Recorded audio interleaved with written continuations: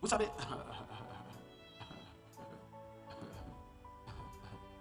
c'est combien intense tu pries qui détermine combien puissant ton destin sera. Que personne ne vous trompe. N'allez pas penser que, oh, dans tous les cas, tu vois, je suis sur terre, je me bats. Non, tu n'as pas besoin de te battre. Laisse que sa parole t'atteigne. À un moment donné, toi-même, sens-toi fatigué de vivre une vie de te battre. Parce que tu te bats comme si Jésus n'est pas mort pour toi. Tu te bats comme s'il n'est pas ressuscité, comme s'il ne t'a pas donné son esprit. Tu te bats comme s'il ne t'a pas donné tout pouvoir. Tu te bats. Non, non, non, il faut arrêter ça. En Christ, nous sommes entrés dans le repos de Dieu. Pardon, dis Amen. N'oubliez jamais Ésaïe 12, verset 3. C'est avec allégresse qu'on puise aux sources du salut. Donc même quand tu pries, si ta prière n'est pas remplie de ferveur, d'allégresse, pardon, va jouer au ballon. Est-ce qu'on a ça? Va jouer au ballon, va sauver la faute. Donc quand tu veux aller loin, quand tu veux aller loin, tu t'agenouilles, tu pries. Quelqu'un repasse 10 heures de temps plus tard, tu es toujours en train de te rouler au sol. Tu es en train de percer dans les reins. Jusqu'à la voix de Dieu. Que tu sois entré petit n'importe comment, quand tu sors, l'univers a un nouveau géant. Quelqu'un qui dit Amen a compris l'univers. Aïe aïe aïe aïe. Verset 11.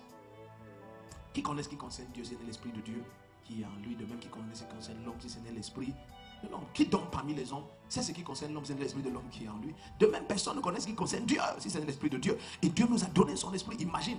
Donc Dieu veut que nous connaissions par son esprit en nous tout ce qui le concerne. Mon Dieu, quelqu'un dit, hey. Oh, nous n'avons pas reçu l'esprit du monde, tu vois. Ça veut dire qu'il y a un esprit dans ce monde. Nous n'avons pas reçu l'esprit du monde, mais l'esprit qui vient de Dieu. Le but c'est quoi? Afin de savoir ce que Dieu nous a donné par grâce. Voilà. Quelqu'un dit Amen. Donc tu as vu le but, non? C'est pour que tu saches ce qui t'a été donné par grâce. Ça veut dire que tu n'as pas un prix à payer pour ça. Jésus a payé le prix pour ça. Ce n'est que ta foi qu'on demande. Le seul prérequis, c'est ta foi. Le premier qui comprend crie Amen. Ça veut dire que tu pries le célibat hors de ta vie. C'est pas la blague, c'est pas pour blaguer. Tu pries le célibat hors de ta vie. Tu pries jusqu'à... Même si tu souffrais de quel genre de tumeur au stade terminal, tu peux relater le jour où la tumeur est partie. C'est-à-dire tu sens comment tu es entré dans la chambre d'opération des anges de l'éternel.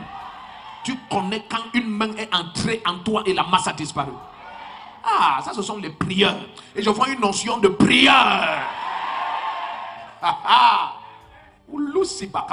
Tu pries, tu brises un joug de pauvreté sur ta vie.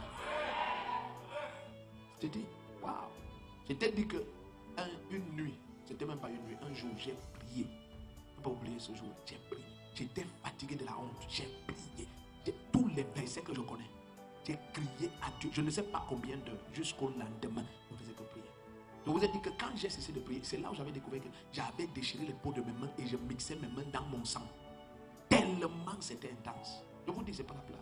Les histoires sont vraies. Et je vous ai dit, le lendemain, l'histoire avait changé. C'était fini.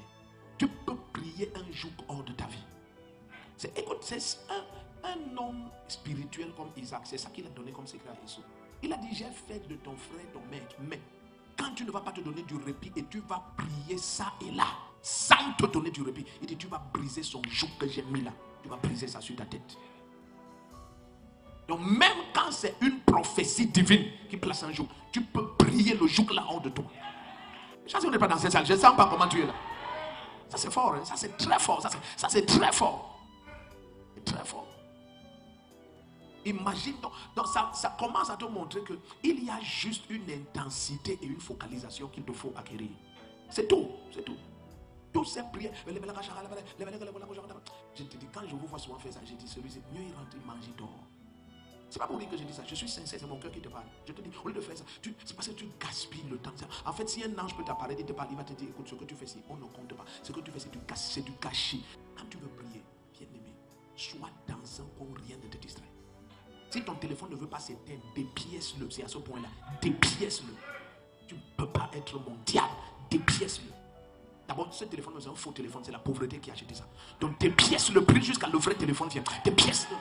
Un machin comme ça. D'abord, on attache ça avec la fronde. C'est pas un téléphone. C'est un fardeau. Est-ce que tu es dans cette salle? Non, il y a une sainte colère. Si ça n'entre pas en toi quand tu vas prier, ça va être un exercice religieux. Mais il y a une prière qui est la prière de Gethsemane. On appelle ça des prières gethsémaniques. Les prières qui enfantent la grandeur, ça enfante la gloire. C'est des prières de profonde agonie. Tu as un fardeau intensifique à l'intérieur. C'est pas les oh les belles cochons, les yeux se baladent partout, les belles cochons. Tu peux même dire qui est là, qui n'est pas là, les belles cochons, les belles cochons, les belles cochons. Regardez, écoutez, celui qui s'approche de Dieu au premier niveau, il doit croire que Dieu existe. Parce que ta manière de belle les choses, c'est que tu ne crois pas qu'il existe. Parce que si tu crois que Dieu existe, c'est qu'il est en train de voir ta distraction là. C'est quoi ça? Tu parles même à quelqu'un que tu honores sur la terre. Est-ce que tu peux parler avec lui en manipulant ton téléphone? Mais là, c'est quoi qui s'arrive? Et ce genre de chrétiens qui ne peuvent pas se séparer de leur téléphone 12 heures, 20 heures de temps, une journée, 3 jours. J'ai pitié pour vous. Tu sais quand tu pries. Et tu sais que les choses vont changer. Écoute bien, mais personne ne prie comme fils de Dieu. Et les choses ne changent pas. Ton amen ne m'a pas plu. Donc une fois dans ta vie, prie. Prie, enregistre que j'ai prié. Est-ce que ton amen est toujours clair? Jésus dit, et le Père ne fera-t-il pas promptement justice? Si Jésus dit ça, c'est fini. À ces élus qui crient à lui jour et nuit, c'est terminé. Ça veut dire que quel que soit le sujet que je porte, je dois veiller à crier jour et nuit. C'est fini. La parole est scientifique, elle n'échoue pas. C'est une lumière éternelle, ça ne change pas. Alléluia. Le Seigneur ajouta, entendez ce que dit le juge unique, verset 7. Amen.